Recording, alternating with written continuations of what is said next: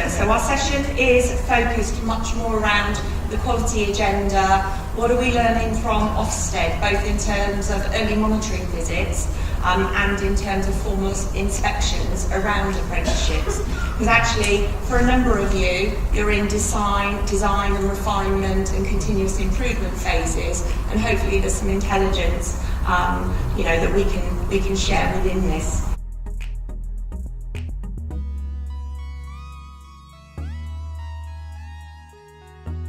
As I said, we're going to share some of the findings, some of the analysis. So this is research-based and evidence-based, not just opinion-based, around what is already out there that we can take some learning from or take some key pointers from. We're going to look at ways to influence and set in place good quality assurance and some practical kind of approaches for that. And as we pick some of that up, obviously that will pick up some other kind of effective practice ideas. So if we just look at basically some of the common things of when things go well, and when we say when things go well, what we mean is good or better. This has come from an analysis of around about 150 Ofsted reports over a period of time, specifically focused on apprenticeship provision. So we've sourced the data from where the apprenticeship providers have been given a dedicated grade for apprenticeship, so we could clearly see it was isolated.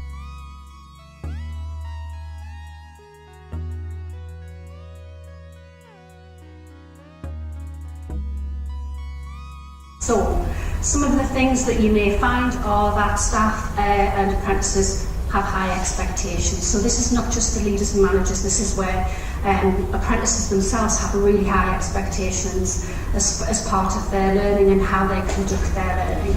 And also a high level commitment in terms of providing that high quality training right from a senior leadership level. I've worked quite a lot with clients over the last number of years. And I'm seeing more and more now where, for example, employer providers that come to the fore, they might have a small apprenticeship provision, and it's really important that you engage the wider senior leadership team of that organisation, because sometimes it can feel, from my experience, a little bit divorced in terms of the core business. So having a really high level commitment is essential, and also making sure that the staff that work with you have really strong industry skills. This is one of the really positive things that I've experienced lately with working with a lot of employer providers, where the teaching and learning and the knowledge transfer that's taking place is coming from an element of skill. It's coming from those individuals who work with that employer, understand that employer's values, and is able to translate that in a form of teaching and learning for their apprentices. In addition to that, staff ensuring that employers are closely involved. So really from the outset, making sure that where you have and introduce standards, that you get those employers to really come together and say, okay, what does this curriculum and syllabus look like for me? How do we make sure that when we are essentially putting our hand in our pocket and drawing on levy funds or paying for apprenticeship training, that we have some say in how we scope out that particular provision. I've seen through some of the reports where Ofsted inspectors have acknowledged what I would call a significant investment in facilities. This particular example was drawn from an MOD report. But it doesn't necessarily have to be high technology investment. It could just be really good use of simple things and simple PowerPoint and simple resources in a provider. And one example that I have experienced is where in an automotive world you can get essentially an engine of a car and allow apprentices to sort of take that apart and put that back together.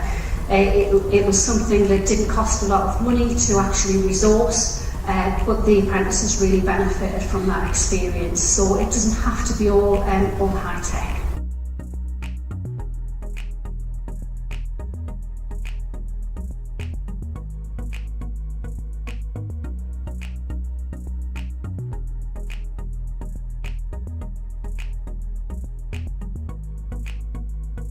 apprentices have a good understanding of the risks associated with radicalisation and extremism.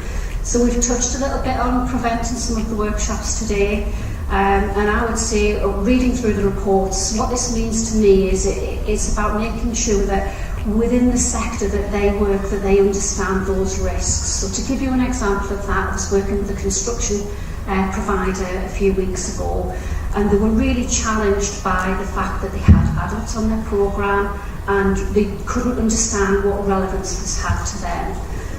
How would they embed it as part of their teaching and learning? So a simple 2-minute on the internet to search terrorism in construction or building, and it came up with this government guideline around all of the new things that building and construction companies had to actually consider in order for them to make sure that there were certain safety mechanisms in place, or to reduce the risk of, for example, vans and things being driven into buildings.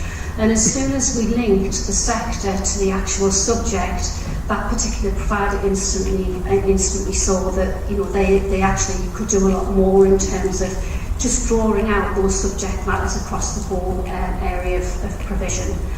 So in Ofsted reports where inspectors see this, it's generally read like it's contextualised, it's something that means something to them in their sector.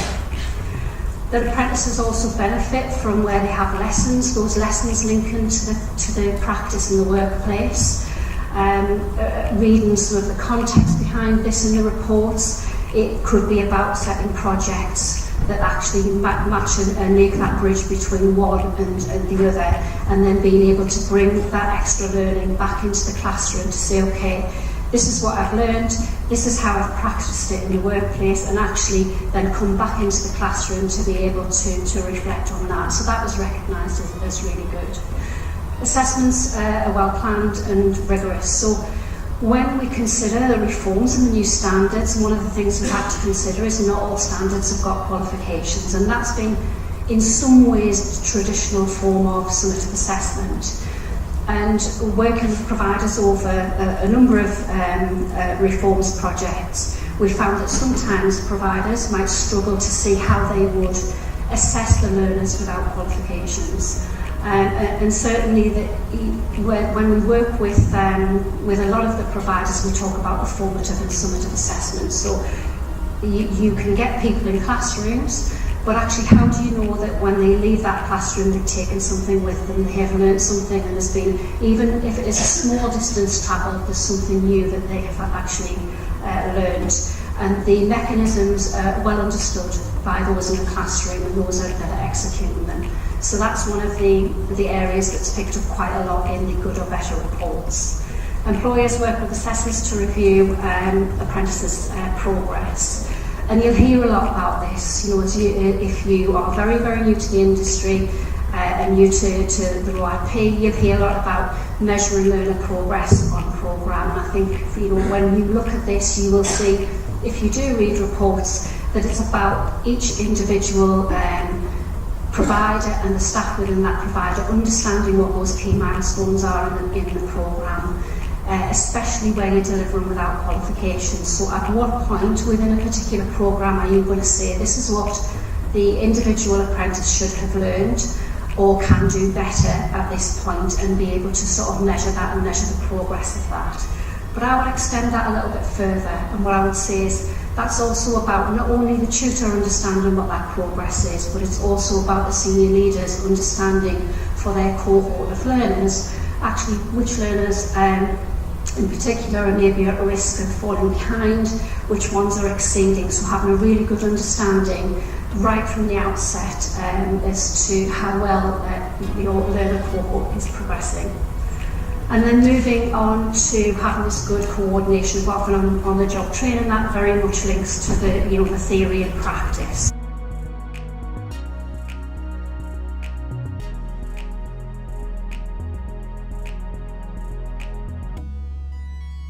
It doesn't necessarily have to be a high-level management system that costs a lot of money. I've seen some really effective tracking mechanisms for small cohorts of learners, on simple spreadsheets that have been really meaningful. but I think that there's always got to be a mind's eye, and as provision grows, that you may need more sophisticated systems to help you track progress. But you don't have to have that necessarily from day one. But certainly as inspectors saw that where providers were good or better, that was coming out in the reports. And then obviously ensuring that there's a comprehensive programme of CPD. And this is not just CPD for them as teachers and trainers and assessors. This is CPD for maybe their sector. So how are they updating their continuous CPD for their sector? And also extending that into what I would call the wider subjects. So equality, diversity, preventive safeguarding, maths, English, etc., etc. So how is leaders and managers setting out that CPD plan to really continuously improve the skills of those individuals that work with them. Maths and English, I think, is probably in every report that I've read in some way, shape or form. But where providers are good or better, it certainly comes out as a positive in terms of being able to not only get apprentices to achieve those particular standards that are required of the apprenticeship, but also that stretch and challenge as well. So, when we move on, there are a few others there which are about, I suppose, the apprenticeship's attitude to learning. And I was quite heartened to see that some of the reports that I read specifically related to where you had apprentices that were really keen and took ownership of their portfolios, ownership of their own learning plans, and really sort of were very really pleased and excited to be on the programme. They wanted to learn, they were eager to get knowledge from the tutors.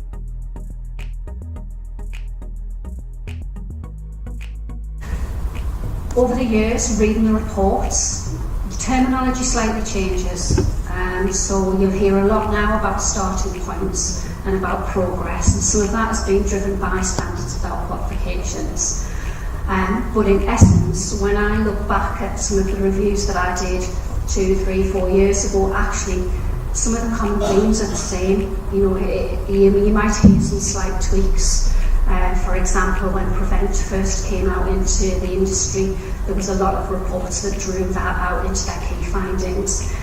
But in essence, it's really all about understanding what it is that the learner's coming to you with skills, and then how actually you initially assess them in order to actually develop a really rigorous plan. And where providers have been deemed good or better, in my opinion, it's where the Ofsted have actually seen that real distance travelled from the starting point and how they've progressed through.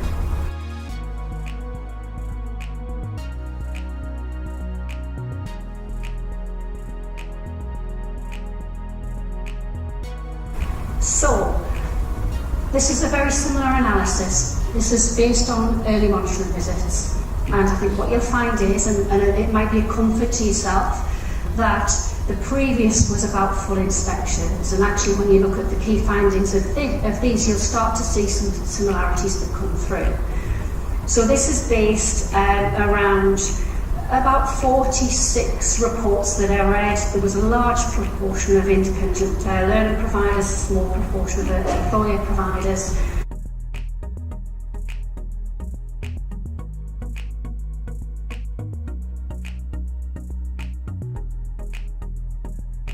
If you are a new apprenticeship provider and you have delivered adult education budget before, the lead inspector may decide to come in and consider that fourth question.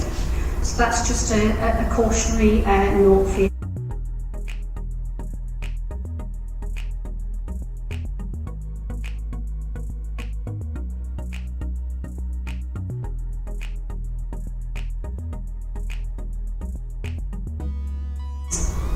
So the data, I did an analysis around about August and then another one in October, and what you can see from the key things, meeting the apprenticeship requirements, obviously you can see that the analysis too, there was a larger proportion of those providers that were deemed as making insufficient progress. You can see a similar trend in the next key question, which was about high quality training, and then a very, very slight change on the safeguarding question. So this goes back to sort of the last October published data, so it'll be interesting to see when Ofsted's management information comes out how that actually has changed.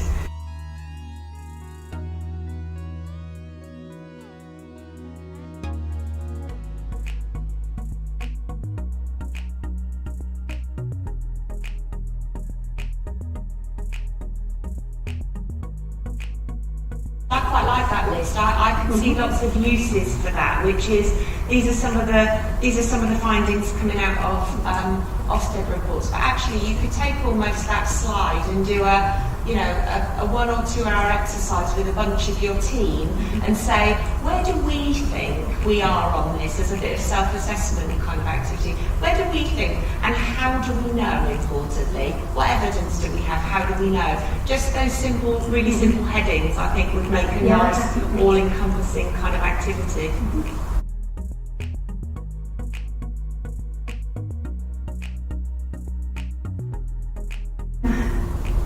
Being analytical and self-critical, I think that's Mesma's core. It's the core of what we do, and the next part of this presentation will be about how do you know how good you are. And I think anybody being able to actually take a standard and look inward on themselves and recognise, do you know what, I'm actually not very good at that, we need to get better at this particular area, right, let's have an improvement plan in place. You can do that, and you can still do that and share that with Ofsted. And sometimes it doesn't come out as a negative, because what they can see is they can see that as a leadership and management team, you're actually on the ball, you know where your weaknesses are, and you've got a plan in place in order to actually move that and progress that forward to good or better provision. So you can see some common things in there, like apprentices have a strong attitude to learning is another one that came out.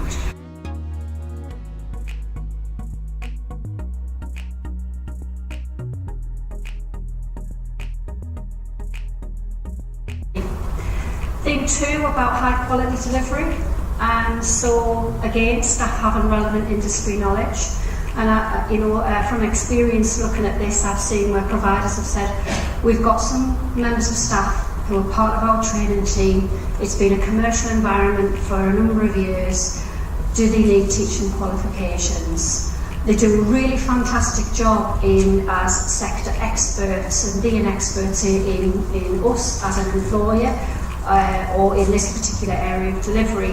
What is it they actually need? So we had some really interesting conversations about the difference between being a teacher and a trainer, and being able to even maybe do in-house CPD training to upskill people to be able to recognise how to, for example, formatively assess. So there's a new kid on the block down here. Preparing apprentices as well for endpoint assessments. That's obviously new to apprenticeship provision, new to the reforms. And I think it's probably fair to say that the challenge around endpoint assessment isn't just for the people in this room that are new to the RoATP, but also it's new to every provider that's been delivering for years. And in some ways, actually, sometimes not having experienced the previous version of this, and coming in and having endpoint assessment near your door could be a good thing for you, because you can move forward quite quickly, and it's a new experience for everybody.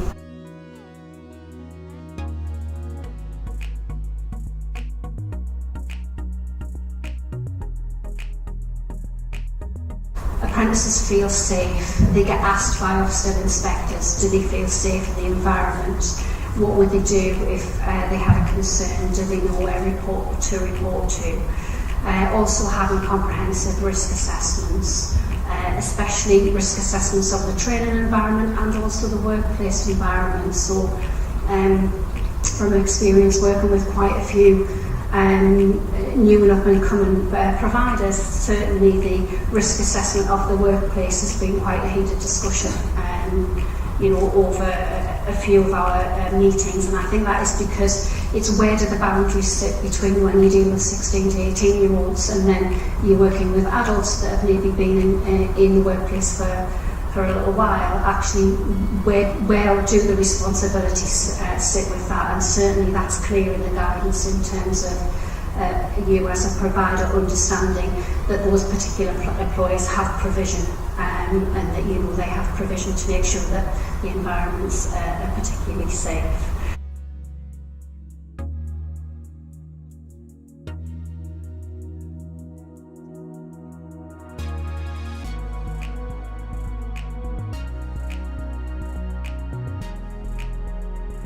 Set Ofsted aside as a business, as a provider of training, what is it that you want, that your employers want, and that what your learners want from a QA. Now, 3, 4, 5 years ago, you might not have heard employers say, I want value for money because it was free, apprenticeships were free, but actually now that the levies come in and there's contributions to be placed on the table, actually good value for money is starting to come to the fore as one of those qualities that employers want. So I think it's about really, in the first instance, defining what quality means for you. Obviously using Ofsted guidance as a steer, because you will be inspected on that. It's no different to ISO 9000 leaders and associates coming in to assess what you do. It's the same thing, but I think it's really, for my purposes, looking at this, saying, okay, this is quality first, this is about how good we are and how good we want to be.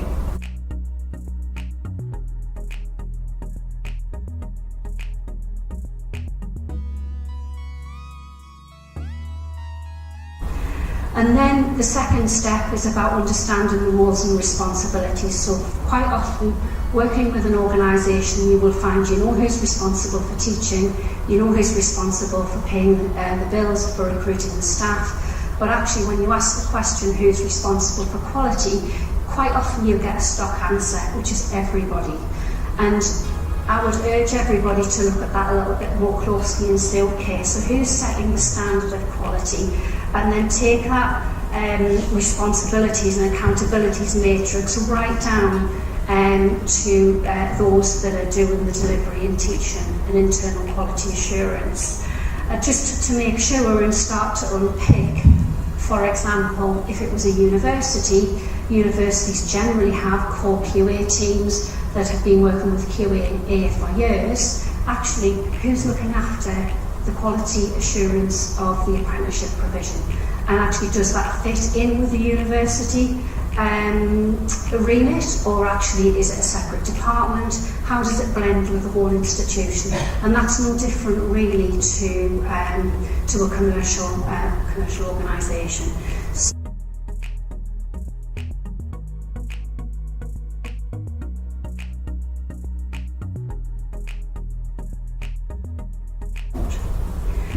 And then to the next stage really, which is what I would call key quality indicators or key performance indicators. So actually, once you've set the standard, understanding actually how you're going to measure that and when are you going to measure that.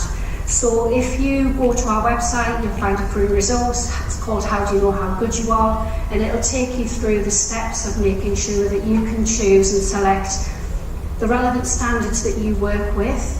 You can map those out onto a table that looks very similar to that. You can then start to look and say, okay, what are the things we do in order to take an opinion on how good we are at delivering that particular thing. For example, a common one in further education is observations of teaching and learning, or maybe observations of assessment practice. So when you carry out those particular QA activities, what key criteria within those standards, not just Ofsted standard, but all of your other standards like Merlin, Matrix, IIP, what are those actually underpinning? How will they inform how good you are at those particular standards? So, and then looking at that and saying, okay, how do we know when we've reached good? So when you take a survey result for a particular key question, and it might be how well learners feel they are supported, for example, with maths and English. And 60% of apprentices say, I'm very well supported. Is that good enough for you? How do you know? You know, what have you defined in terms of what good means for you?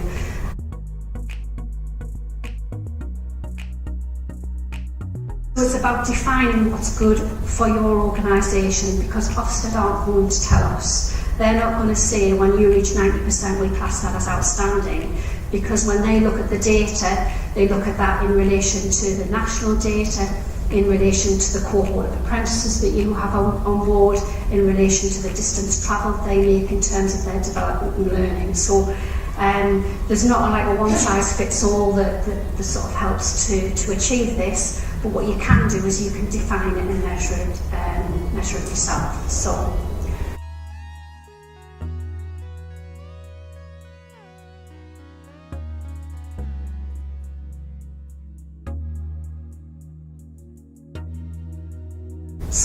this is a cycle of inquiry. Some people might see this as practitioner inquiry, others might see it as audit, or it could be review or themed reviews. It's called many different things, but essentially what it means is setting out the scope of what you want to look at, going and interrogating, maybe some paperwork, or going into some classrooms, or talking to some learners, or interviewing some teachers, and then sitting back and saying, okay, are we good at that?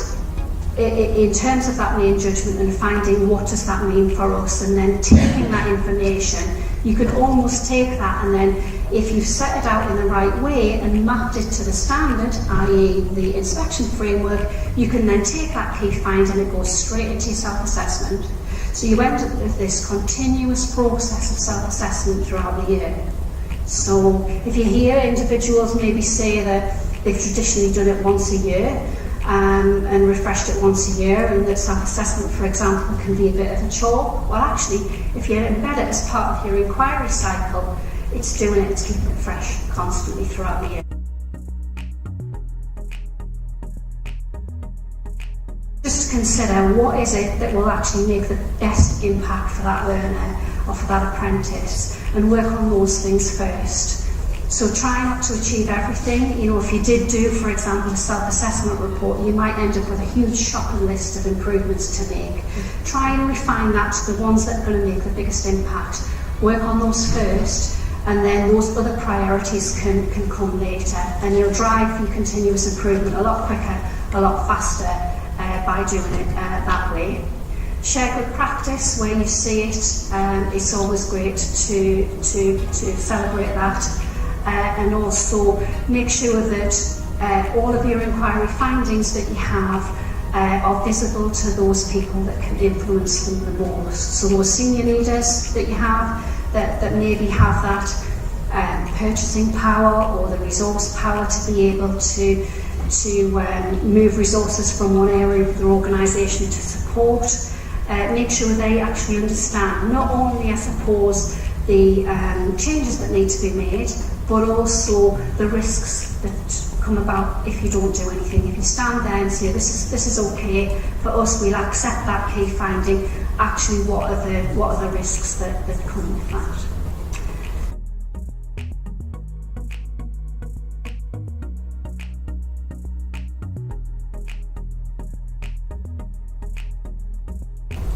So it's fairly straightforward in bringing it all together. It's about understanding the standard. It's not just about Ofsted, it's about the standard for your organisation. It's about understanding how you're going to measure that in terms of key quality indicators. You might call them key performance indicators. Getting that cycle of review that's manageable by you as well as an organisation, and making sure that whatever you do, the findings of that get set up into a robust improvement plan that is regularly monitored by those people that can influence change and that are driving it forward.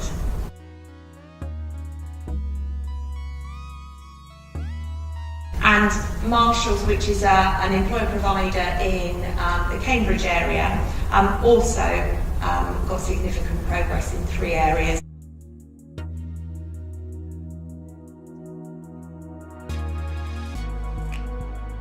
So the full kind of, it's kind of a couple of pages in terms of interview, but there's some really quite nice findings in there. And just to take you through one, which is just the curriculum kind of aspect. So it covers 5 areas. but in terms of curriculum intent, they've said, the inspectors quizzed us on our curriculum at length. At first it felt like they were criticising it, but it became evident that they were checking we knew why we had chosen to structure the curriculum the way we had. They wanted us to be able to demonstrate intent. Okay? So getting away from that feeling of, they don't like it, actually wanted to understand, had a robust process been through in terms of the design. And with new standards, we often talk about decoding the standard, don't we? In terms of the standard itself, and then in terms of working that through with employers. So once inspectors had done that with curriculum staff and leaders, from here they spoke to our apprentices at length. This was to verify that our intent for the curriculum was being implemented and apprentices had learned the skills, knowledge and behaviours expected of them by that point in their apprenticeship programme.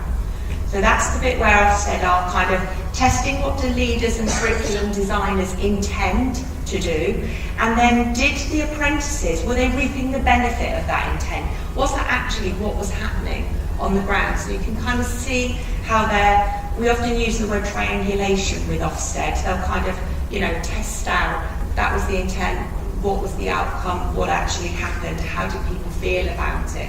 So just an example. So if you are interested in some of the outcomes and amplifying some of kind of what we've talked about today, that employer blog is quite honest, an easy read, and might well be interesting.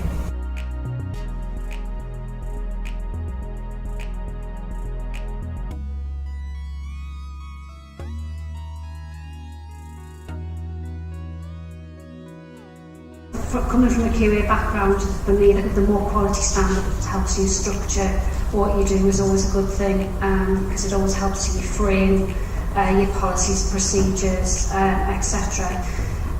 Where I've seen it work well in the past is where a provider has taken their relevant quality systems and they've just done a cross-reference matrix.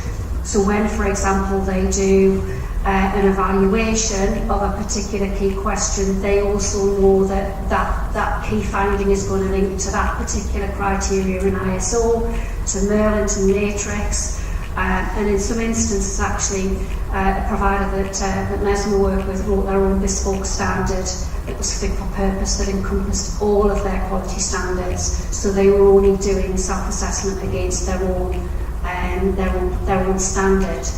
But we're able to clearly see where that was referenced back into, for example, Ofsted. So the education inspection framework is changing. One of the good things about having your own standard, for example, is you can then just take that education inspection framework and just remap that to your own quality standards. And I would just always like to say it's you first, it's your business, it's your organisation, and I think that you develop your own systems and processes to get that high level of delivery for your customers. If you do that well, then the Ofsted stuff will just fall from that in a positive way. But obviously please use the grading criteria that they have as a steer to help guide you through that, but not use that as a rule of law.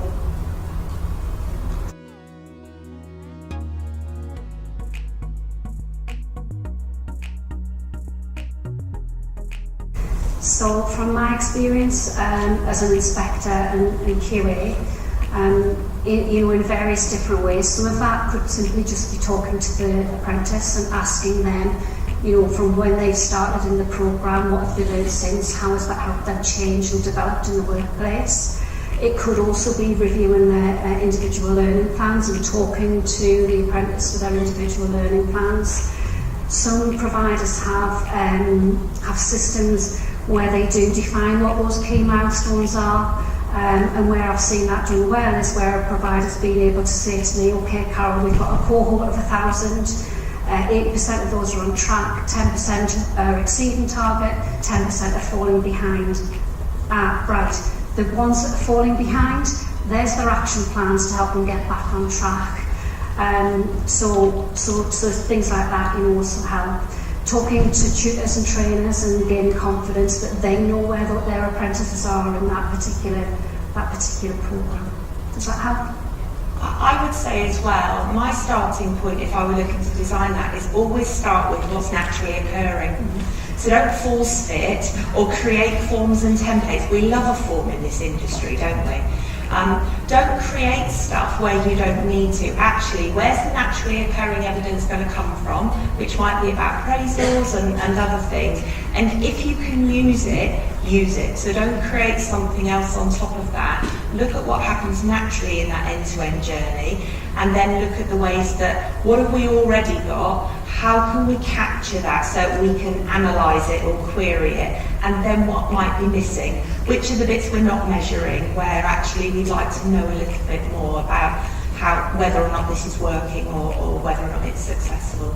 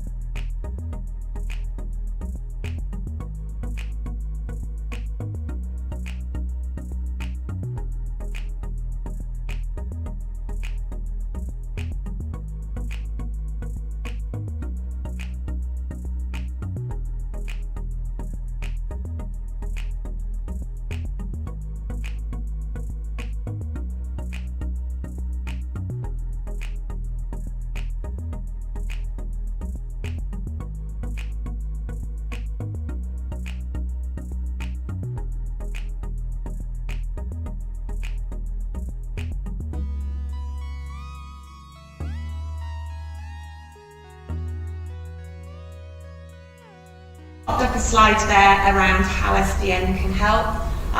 We're a nice bunch of people, we're quite informal, ring for a chat, pick our brains. If it moves into needing more support, there probably is a way that we can help you.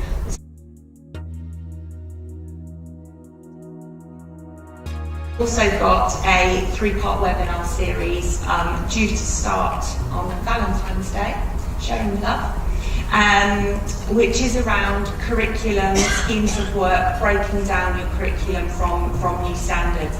So almost kind of amplifies that point we just saw in that kind of monitoring visit inspection. So if you're interested in that, have a click on the website and you can find some more information.